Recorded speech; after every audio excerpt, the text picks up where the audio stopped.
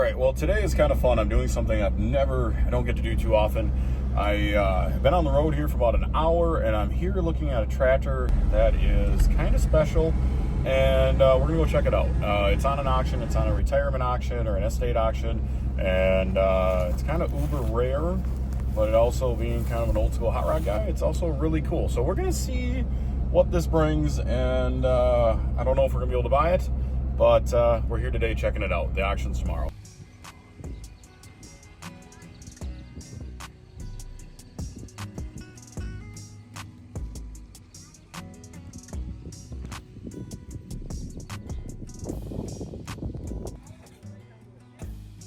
You know, auctions have really changed a lot since we were kids. Now you go to them online. You sit on the iPad. And, I know. This is Dad's favorite hobby too. I know. Like, we always know what he's doing. Yeah.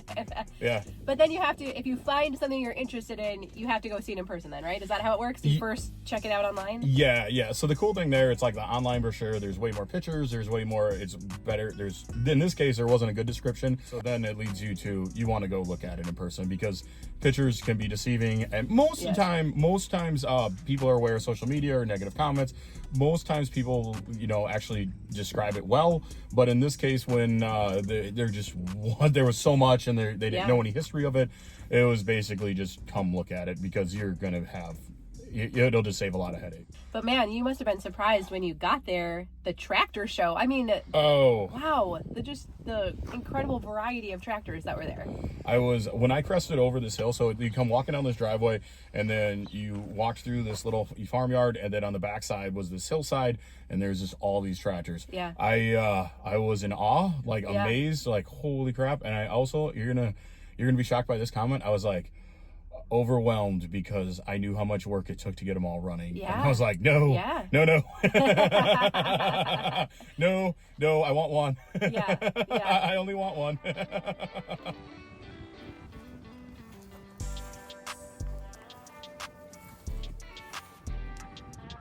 All right, so you don't actually ask for my input very often anymore on what you buy at an auction or not, but this one had you you were really going back and forth on if this was a good idea or not. It goes back. It definitely was so what's going on is we're looking at this tractor on an online auction, and it's very rare. I've only seen 2 of them in my lifetime, and so that's the trade-off is it's no different than cars, hot rods, motorcycles. When they're uber rare, they usually come with a gigantic price tag. Yeah. And that's what I was trying to that's what I was kind of ping-ponging back and forth in my head. Yeah. It wasn't do you want it? Everybody wants it. Okay. But then it's okay, you're going to have a good amount of money into it, and there's no point lying. It was a rough description. We knew it needed a clutch. Okay. It's been sitting for 10 to 15 years. I had actually talked to the auctioneers a little bit about it. They said, don't buy it with the intent that it runs. Buy so it they were upfront. Very, very much. And I've known these guys for a long time, so they're very upfront. But it still goes back to that. And actually, real quick, what is the tractor? The tractor is actually something really rare. It's a John Deere 5020. That's not the rare aspect of it. Okay. The motor that is in it is actually what makes it really rare. It's an 8V71 Detroit. A company by the name of Kinsey put these out, and then a few side companies besides that. They're very rare. There's probably less than 1,000, maybe 1,500 that have ever produced. Okay. Probably, from the best we can judge, probably 200 still around in the countryside. So are you also then trying to weigh will I see one of these come up again on an auction in the future? Does that go through your mind? Yes. When will I have? Because truthfully, in the last 10 years, we haven't seen one in this shape. Usually what we've seen on auctions is they are restored, and somewhere between that 30 and 50, 60,000 mark is, So that's why we thought maybe if this one doesn't run, maybe we have a better chance at getting it. Yeah.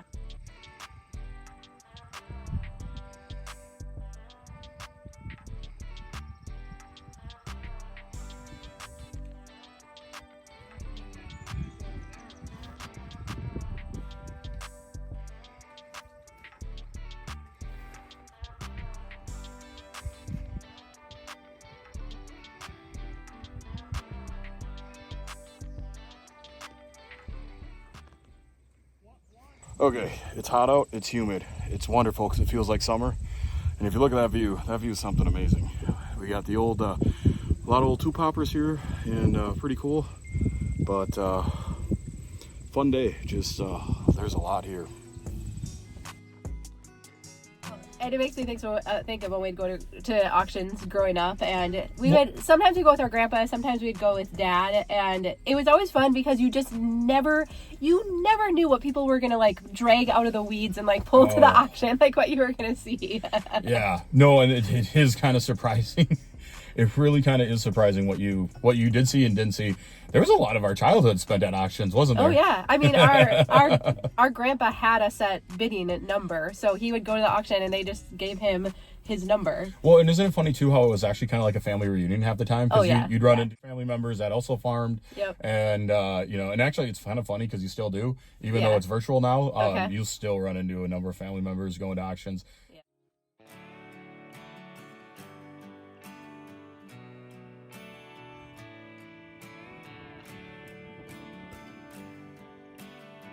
Okay, this I got to do for my dad. Dad, you were right. 60/30 motor.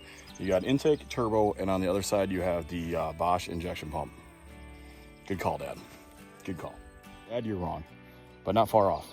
It's actually a 619 motor. You can see it in the tag. Some people are cool. You can tell this tractor was somebody's pride and joy, and it's pretty cool. Definitely pretty cool. Hopefully the new owner likes it and puts her back to her former glory. Because I don't think it'd take a whole lot to make it run, but you can tell it hasn't ran in a long time.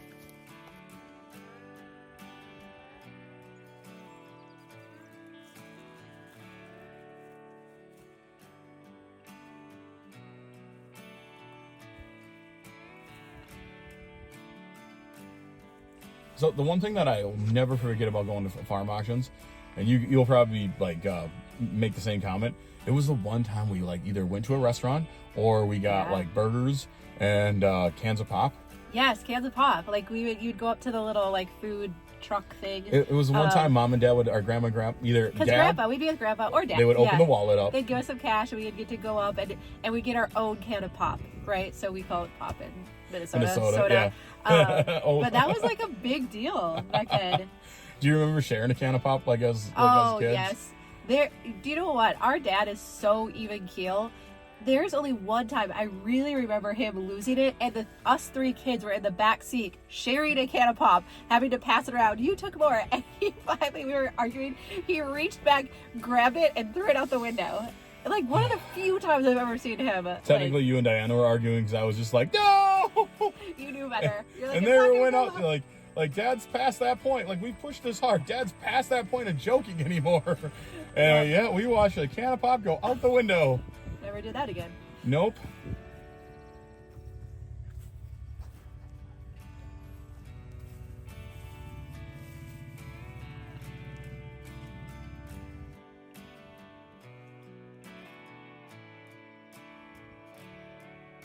All right, so tomorrow's the big day, and then we're gonna find out.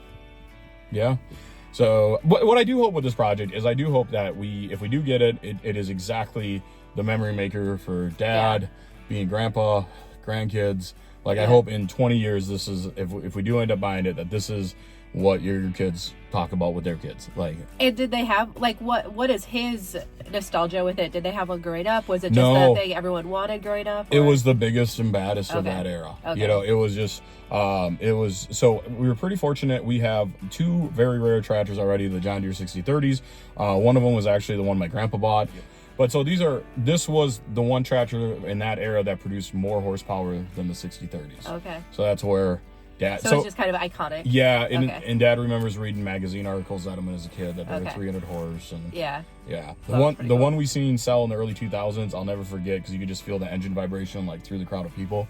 It's pretty cool. So there's just that nostalgia with it also. No, that's awesome. So. Okay, so you're going to be bidding online, though, tomorrow, not in person. Yep. Does that feel a little, I don't know, does it feel less real? No, because it is almost just as, what I think is actually worse is like, because they can extend the bids out. So even though the clock goes down to 0, they'll extend the bids out, which actually is a good thing because that way everyone's got a fair shot. It's the fairest to the seller. Okay. Like they're going to get the most for it possible. Yeah. But sometimes like I've had it where you don't know until like 15 minutes later because they keep extending it out. Oh, that's so much drama. Yeah. Oh, that sounds really stressful. You know.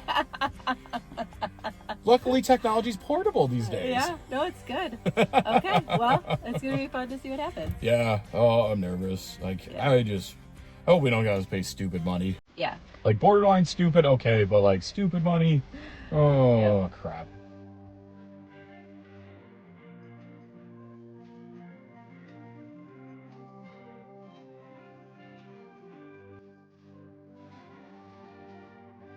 So when you left, did you have like, are you going by gut here? Or are you like, okay, I have a good grip now of how high I want to bid this and how far I'm gonna go? Or were you still just like, I don't know, it's just taking an idea? I think we're gonna end up buying it. I think we're gonna end up paying more money for it than I want to, and I think I'm gonna have more hours in the shop trying to make it run. But I think when it's all said and done, I will have a dad that's very happy, because I'm also going to blame you and your grandkids. You're not getting out of this one unscathed. Like, you have 4 grandkids. 2 are boys that love anything with a motor and love anything that make noise. Okay, so I'm just leaving. Long day, good day, busy day. A lot of cool stuff to see. I don't know in the future how many auctions like that there's going to be, but pretty fun still to go look.